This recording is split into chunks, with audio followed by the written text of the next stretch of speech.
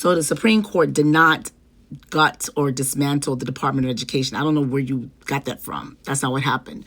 What happened was a lower court judge told the Trump administration they can't try to get rid of the Department of Education by like underfunding it or firing people, essentially make it bare bones, because the Trump administration knows that the only way they can get rid of the Department of Education is through an act of Congress. They can't do it. But since the executive is the one that actually, it's Department of Education's executive agency is put all the people in play, they can try to fire the people. So their firing was unlawful. And so district court says you can't fire them. First of all, you can't dismantle them because it's only Congress can do it. And you can't try to dismantle it by firing people. And if you do want to fire people, there's a process, and you didn't follow the proper process.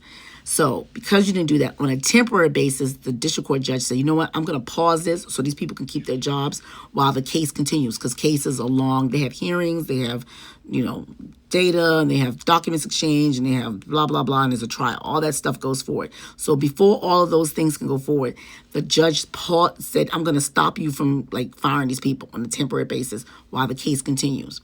The Trump administration appealed that judge's decision to pause their dismantling and firing while the case continues. So the Supreme Court said, okay, we're going to agree to pause the freeze, we're going to freeze that firing. They unfroze the firing. They said, well, we're not going to freeze the firing for now while we're going to wait for the case to continue on the lower court level. So ultimately, the judge that's handling the Department of Education case on the district court may still rule in favor of the other side, against Donald Trump. When that judge rules against Donald Trump, then they can appeal to the next level. The appeal court could overrule or support what the judge below said.